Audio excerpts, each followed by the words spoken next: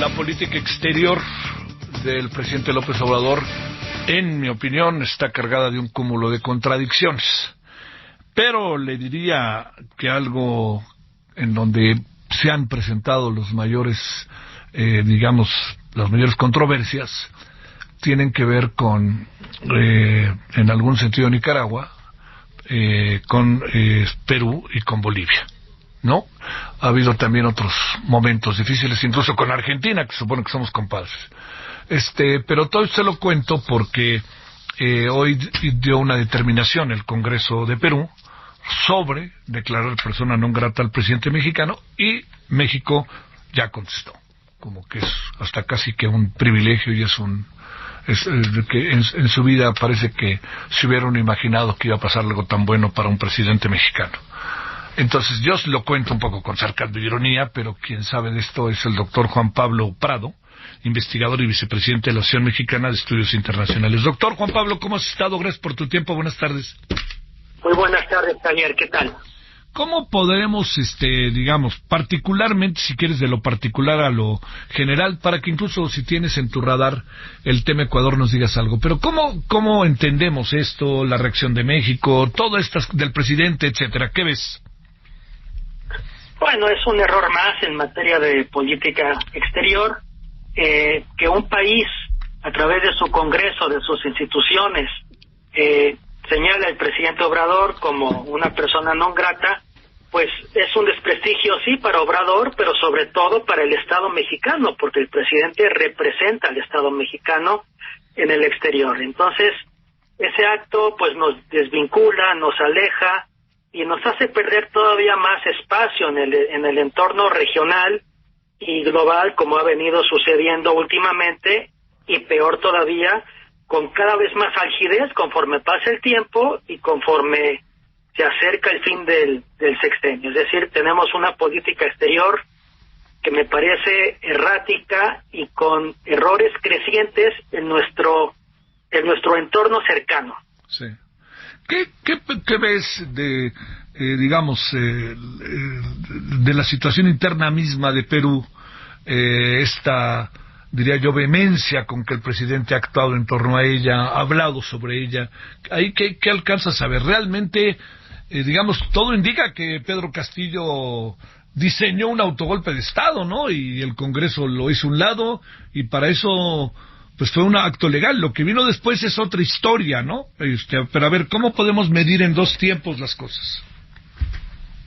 Lo que ocurrió en Perú fue un desajuste en el orden interno, en el orden constitucional e institucional por parte del presidente en turno, Pedro Castillo. Frente a eso, las instituciones y las normas internas y soberanas del Perú actuaron. Incluso el partido de oposición pues sacó al presidente Castillo del poder para colocar a la vicepresidenta Boluarte. Son ejercicios soberanos propios de un país que se rige por sus propias normas. Frente a esa situación, el presidente mexicano, dado su vínculo personal con el presidente Castillo, pues se enojó. Y frente a ese enojo personal, pues hizo un acto de política exterior que implica a los gobiernos, a las personas, a las instituciones, en pocas palabras, de un tema que desde mi perspectiva, Obrador lo ve como un tema personal, pues está perjudicando relaciones bilaterales entre estados, y además entre estados cercanos que venían trabajando de cerca desde hace bastante tiempo. A ver, no se ve una salida, sino más bien al contrario, porque ¿qué sería lo otro? Un proceso electoral. El Congreso, hasta donde entiendo, está dividido, ¿no? Pero hay un consenso del Congreso de declarar persona non grata al presidente mexicano.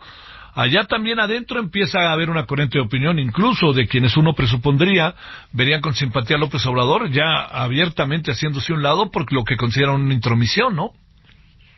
Es correcto. Si bien Obrador tenía cierto estatus en la sociedad y en la política interior peruana en términos relativamente positivos, conforme pasa el tiempo y conforme Obrador hace referencias a situaciones en Lima y en ese país hermano andino, la imagen del presidente Obrador y en consecuencia de México continúan deteriorándose. Es decir, aquí nadie gana y quien pierde sobre todo es México, su imagen y precisamente estos vínculos que tanto trabajo han costado formar se nos están yendo de las manos, lo cual, repito, no beneficia a ninguna de las partes. Híjole, ¿hacia dónde vamos, doctor? Vamos hacia una crispación política dentro...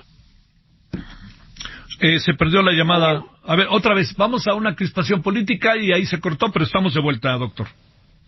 Sí, vamos hacia una crispación política a nivel nacional, en América Latina y a nivel regional. Las piezas se están moviendo, las emociones están a flor de piel y el contexto es complejo. Hay inestabilidad política en Perú, ahora en Ecuador, que va a haber elecciones, y en definitiva es muy difícil lo que está sucediendo en América Latina y estamos cada vez más lejos de aquellos viejos sueños de colaboración, integración, que hace tan pocos meses veíamos cerca. De diciembre para acá y tras la crisis peruana, lo que ha sucedido con la Alianza del Pacífico está lejos de cohesionarse, mientras que Brasil está posicionándose y China está ganando terreno en este espacio territorial que es nuestra América Latina. ¿Qué piensas, Juan Pablo, de lo que pudiera estar detrás del pensamiento y de la estrategia, que de repente a veces parece como trompicada? Un día se dice una cosa, otra vez se dice otra cosa, como que no está tan diseñada, si me lo permites. Pero ¿qué piensas de lo que puede estar detrás del pensamiento del presidente?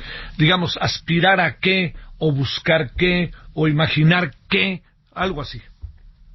Es una muy buena pregunta. Desde mi perspectiva, Obrador utiliza la política exterior al servicio de la política interior y al servicio de su visibilidad personal. Vuelvo al tema personal, y con miras en su momento a un proceso electoral en México. Es decir, la política exterior está al servicio de los intereses del presidente, pero intereses locales, nacionales, en territorio nacional mexicano, y no necesariamente como un vínculo para acercar a nuestro país al mundo. No. Oye, a ver, ¿qué tendríamos con Bolivia? Las cosas han entrado como otra etapa, ¿no? La otra es que tenemos con también ahí en ese mismo rango con Ecuador, que hasta ahora no ha habido como una opinión. ¿Cómo ves todo esto? Pues Ecuador es un tema bien interesante porque el presidente Lasso decretó la muerte cruzada, que no es otra cosa más que el ceder poder, destituir al Congreso para celebrar elecciones, las cuales se van a llevar a cabo, tengo entendido, el 20 de agosto. Sí. Esto porque el Congreso de Ecuador quería destituir a través de juicio político al presidente Lasso por casos de corrupción. Lasso reacciona un poco al estilo Pedro Castillo, pero con mayor base constitucional, lanza elecciones, pero lo interesante es que Lasso señala que no quiere concurrir a las elecciones. Por tanto, esta estrategia, yo lo veo así, es una huida elegante, digamos, del poder, para que no termine como Pedro Castillo, pero de nueva cuenta, Ecuador, un país importante en el concierto sudamericano, está en una crisis política, está, digamos, en un entorno de incertidumbre, y de nueva cuenta esto no ayuda al proceso latinoamericano en términos de su interacción entre sí y con otros países del mundo, y desde luego con México. Curiosamente, México aún no ha dicho nada respecto al presidente Lasso. Al fin y al cabo es de izquierdas, y quizás México esté esperando a que los correístas, a través de elecciones, vuelvan al poder el 20 de agosto o el 15 de octubre en segunda vuelta, lo cual simplemente es una hipótesis.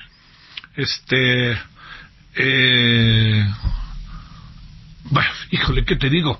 El asunto, estoy pensando, doctor, ¿cómo vamos a salir de este entuerto hasta que acabe el sexenio, no? ¿O qué va a pasar? Y te diría, ¿dónde está la Cancillería? Bueno, la Cancillería está en muchas cosas. sobre todo está, ¿cómo lo podremos decir?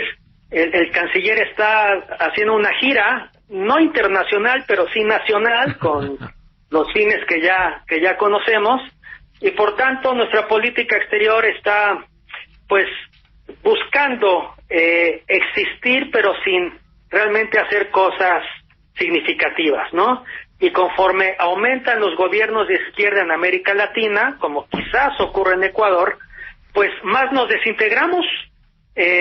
Salvo el liderazgo brasileño, yo no veo que América Latina aproveche esta ola rosa de izquierdas, que desde mi visión no necesariamente son gobiernos de izquierdas quienes presiden América Latina, y se pelean, se molestan entre sí. La Alianza del Pacífico hoy en desgracia es un buen ejemplo, y por tanto estamos en un contexto de desorden, de desestructuración, en un mundo complejo y en donde se necesita de una América Latina más cohesionada frente a enormes desafíos globales.